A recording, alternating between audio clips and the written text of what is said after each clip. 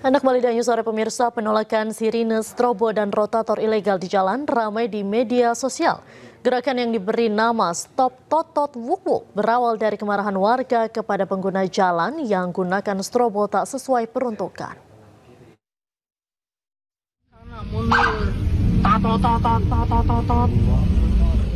Media sosial diramaikan dengan gerakan yang meminta pejabat dan pengguna kendaraan untuk tak menyalakan sirine, strobo, dan rotator ilegal di jalan. Gerakan yang diberi nama Stop Totot Wuk Wuk ini berawal dari kemarahan masyarakat yang menggunakannya tidak sesuai peruntukan. Terkait hal ini, Gubernur Jakarta Pramono Anung menyatakan aturan penggunaan sirine dan strobo telah diatur pemerintah pusat. Jadi untuk itu aturan ini kan semuanya yang ngatur sebenarnya pemerintah pusat. Kami hanya menjalani. Saya sendiri, teman-teman pasti melihat selama saya menggunakan mobil patwal, hampir nggak pernah tato-tatot. Apalagi Sabtu Minggu saya juga nggak pernah dikawal. Jadi saya menikmati malah nggak dikawal sebenarnya. Penggunaan lampu rotator diatur dalam Undang-Undang Nomor 22 Tahun 2009 tentang Lalu Lintas dan Angkutan Jalan atau LLAJ dan hanya boleh digunakan oleh kendaraan tertentu seperti polisi, ambulans, dan pemadam kebakaran.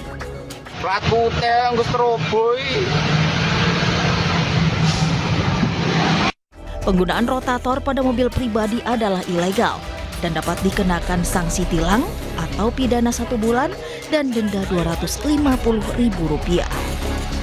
Tim Liputan iNews melaporkan. Sementara Kakor Lantas Polri bekukan pemakaian sirene dan strobo di jalan raya. Penggunaan sirene, strobo, dan rotator akan segera dievaluasi. Masukan masyarakat itu hal positif untuk kita, dan ini saya evaluasi. Dan bahkan saya Kakor Lantas saya bekukan untuk pengawalan menggunakan suara-suara itu. Karena ini juga masyarakat terganggu, apalagi padat, ini kita evaluasi biarpun ada ketentuannya. Pada saat kapan menggunakan sirine, termasuk tatot, dan ini saya terima kasih kepada masyarakat untuk Kakor Lantas sementara kita bekukan. Semoga. Untuk selengkapnya kita akan langsung membahasnya bersama dengan pakar keselamatan berkendara Sony Susmana. Selamat sore Pak Sony. Selamat sore Mbak Diandra. Baik, Pak Sony, gimana nih tanggapan Pak Sony terkait dengan fenomena gerakan yang meminta pejabat dan pengguna kendaraan untuk tidak menyalakan sirene, strobo, dan rotator ilegal di jalan? Iya, kalau saya melihatnya miris ya, karena kampanye ini udah sampai viral duluan sebelum ada tindakan dari pihak kepolisian. Harusnya ini kan ditertibkan, kemudian diawasi, kalau perlu ditilang, karena sudah banyak nih, udah menjamur di jalan raya.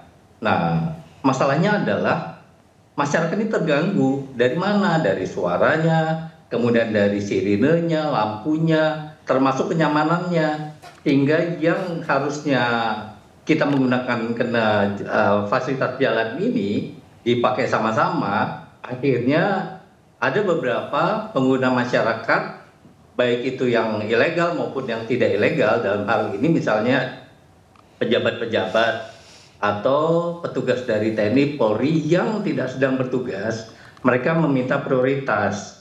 Kalau dalam bertugas mungkin masyarakat akan toleransi deh, tapi kalau tidak bertugas sebaiknya tidak menggunakan rotator atau strobo atau sirine. Baik, Pak Sony, ini kan kadang juga susah dibedakan mana yang sedang bertugas, mana juga yang ternyata sedang tidak bertugas tapi tetap menyalakan strobo, begitu. Ya. Nah, ini mungkin bisa saran kepada yang berwenang untuk membedakan ini akan seperti apa nih? Apa yang harus dilakukan tindak lanjutnya? Agak susah membedakannya ya, karena ada di beberapa pejabat-pejabat atau dari petugas TNI Polri, mereka kan menggunakan plat khusus. Jadi sebaiknya memang tidak dinyalakan baik itu strobo maupun sirinenya. Jadi sama-sama bermacet-macet rialah gitu loh. Kalaupun mereka dalam kondisi tugas negara, mereka sebaiknya diiringi oleh pengawalan. Kalau ini kan banyak sekali yang umum kita nggak tahu ya. Iya. Mungkin juga platnya palsu, mungkin juga orangnya bawa barang-barang terlarang, kita nggak tahu. itulah tugas dari teman-teman kepolisian untuk sekarang membekukan ya, ini udah bagus sekali. Mungkin harus dibarengi dengan penindakan karena sudah memberikan contoh bagus, tetapi kalau tidak melakukan penindakan kepada pelanggar tersebut sama aja. Memang butuh proses ya Mbak ya, nggak bisa seketika. Tetapi artinya harus dilakukan penindakan segera. Baik, bentuk penindakannya ini seperti apa Pak? Kan kadang orang atau petugas-petugas yang ada di lapangan ini kan dapat bilang pangkatnya lebih rendah, jadi tidak berani dengan pejabat-pejabat tinggi yang memakai strobo liar itu. Gimana nih Pak? Saya sebagai masyarakat nggak bisa menjawab itu ya, kecuali dari teman-teman kepolisian. Tetapi yang saya mau mewakili suara masyarakat adalah bagaimana suara sirine maupun strobo ini bisa dikurangin. Mungkin di jam-jam tertentu, mungkin di waktu-waktu tertentu silakan. Tetapi kalau setiap saat pagi, siang, sore itu nyala, baik itu jalan umum maupun jalan tol, ya ini pasti sangat mengganggu. Ya, terakhir ini kan Kakor Lantas sudah membekukan Pak penggunaan strobo, kemudian sirine dan juga rotator ilegal begitu. Dan saat ini juga sedang dikaji atau dievaluasi kembali. Tanggapannya seperti apa? Bagus, itu yang tadi saya bilang. Ini dibekukan sudah bagus, tetapi kalau tidak diawasi kemudian ditertibkan sampai dengan ditilang, kalau perlu disita alatnya itu untuk dibongkar.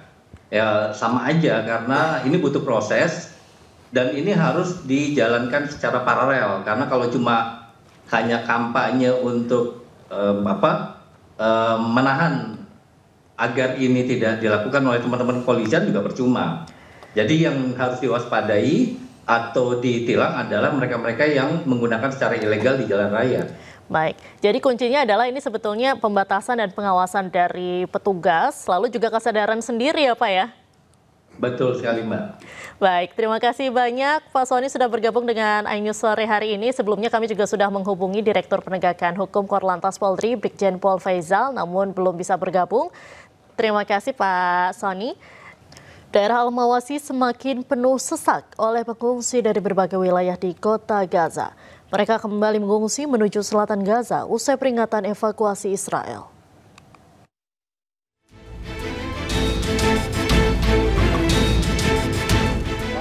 Daerah Al-Mawasi di Khan Yunis, Gaza Selatan menjadi penuh sesak karena semakin banyak pengungsi yang berasal dari beragam wilayah di kota Gaza mendirikan tenda-tenda pengungsi. Nampak deretan panjang tenda memadati kawasan tersebut. Sementara para pengungsi terlihat menata barang-barang pribadi dan mengisi karung dengan pasir untuk perlindungan. Warga Gaza pun mengeluhkan kondisi di lokasi pengungsian, mulai dari tidak adanya dapur umum, minimnya stok air, hingga tak ada tempat berteduh. أنا جينا هنا رغم مناشير إننا نطلع من بيت من المنطقة اللي كنا فيها الخلد ببيت لاهيا شمال بيت لاهيا ورغم علينا مناشير وطلعنا وزي ما أنت شايف هنا مرميين يعني. الوضع صعب يعني والله ونجي فريقنا ما لقينا مكان نقعد فيه كمان يعني. ليش مش سهل. Tentara Israel terus mengeluarkan peringatan yang mendesak penduduk untuk mengungsi ke arah selatan di tengah operasi militer yang semakin intensif di Gaza. PBB mencatat serangan berkelanjutan Israel terhadap Gaza telah memaksa lebih dari 40.000 orang meninggalkan rumah mereka selama 2 hari terakhir.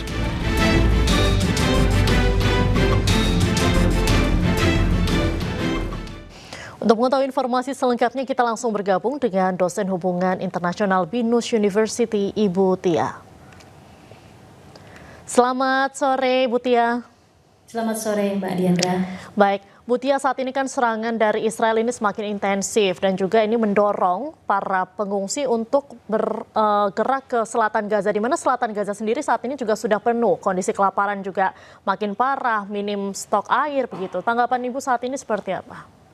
Ini tentu saja sangat memprihatinkan ya, karena saya tadinya berharap bahwa ketika Uni Eropa itu sudah mulai bergabung dan menyatakan sikap setuju dengan berdirinya negara Palestina, saya pikir ini akan ada sesuatu yang baru begitu dengan isu konflik Palestina-Israel ini. Ada harapan two-state solution ini akan segera terjadi. Tapi kembali lagi ya, selama memang sistem veto ini dilakukan oleh PBB dan lagi ini kalau tidak salah Mbak Diandra ini keempat kali Amerika Serikat melakukan veto sehingga kesepakatan DKPBB yang sudah dilakukan atau diinisiasi oleh Saudi Arabia dan Prancis di New York kembali cancel kembali begitu.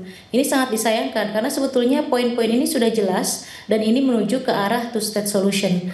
Tapi ketika Amerika Serikat memveto kembali apa yang sudah dideklarasikan sehingga ini mentah kembali. Jadi sangat jauh harapan kita untuk menuju kepada perdamaian begitu ya. Ada apalagi dalam waktu dekat misalnya kita berharap ceasefire dulu lah begitu ya, karena kalau tidak dilakukan gencatan senjata korban masyarakat sipil ini di Gaza akan semakin banyak.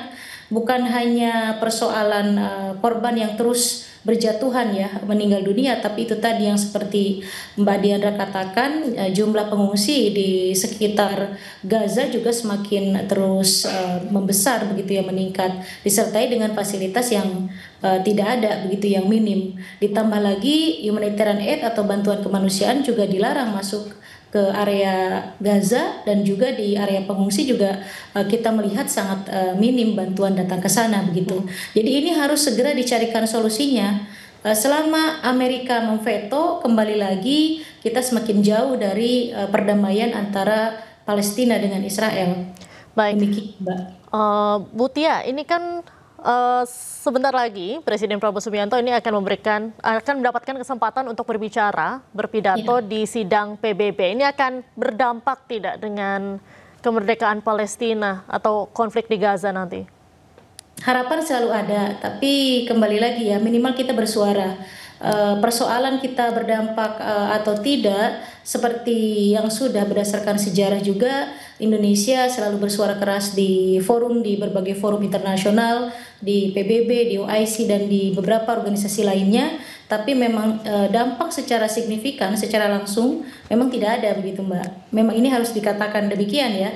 Tidak signifikan memberikan dampak. Tapi setidaknya kalau Pak Presiden kita nanti di sidang umum PBB bersuara dengan lantang, ini tentu saja berharap bahwa negara-negara lain, terutama negara Arab yang setengah-setengah untuk terus berjuang melakukan perdamaian antara Palestina Israel terus maju gitu.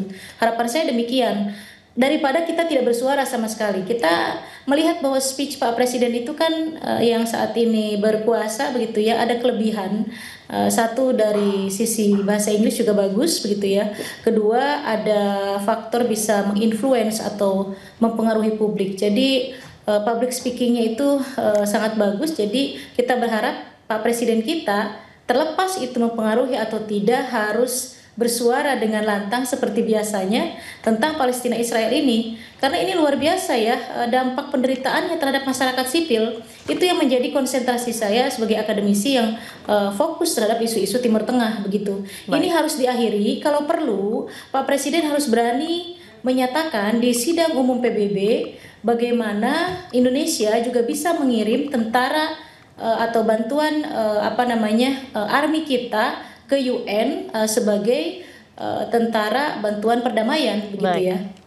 Jadi masuknya ke dalam UN Army sehingga ada penekanan kepada Israel. Kalau tidak dengan cara itu, Israel akan semakin membabi buta karena dia ambisinya itu Gaza itu tidak ada dan dicaplok oleh Israel. Nah ini yang harus kita jaga sehingga perdamaian ke depan itu akan terrealisasi gitu. Tapi masalahnya Mbak Diandra, berani tidak Pak Presiden menyatakan bahwa UN itu harus berani mengirim tentara UN Army untuk menekan Israel, menghentikan segala kekejamannya di Gaza. Baik. Terima kasih banyak Ibu Tia sudah bergabung dengan iNews Sore hari ini. Salam sehat selalu Ibu. Pemirsa, ratusan keluarga di Gaza berbondong-bondong mengungsi ke selatan kota Gaza. Lebih dari 40.000 orang mengungsi secara paksa dalam 2 hari terakhir akibat serangan Israel yang semakin intensif.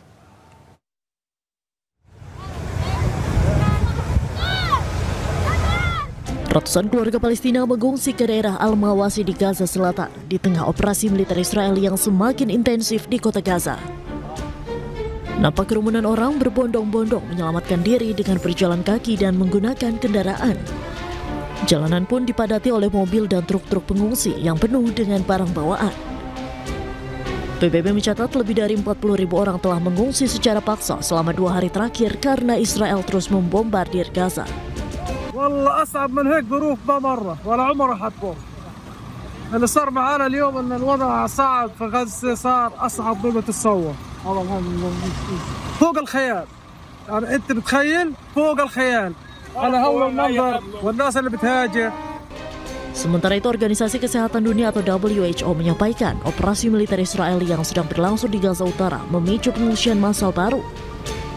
WHO terus menyerukan agar kondisi yang tidak manusiawi di Gaza dapat segera diakhiri. Israel's military incursion and evacuation orders in northern Gaza are driving new waves of displacement, forcing traumatized families into an ever-shrinking area as famine persists. Pasukan militer Israel atau IDF mengonfirmasi telah memperluas operasi di kota Gaza sebagai bagian dari operasi Gideon Chariots II yang bertujuan untuk invasi skala penuh dan pendudukan kota Gaza.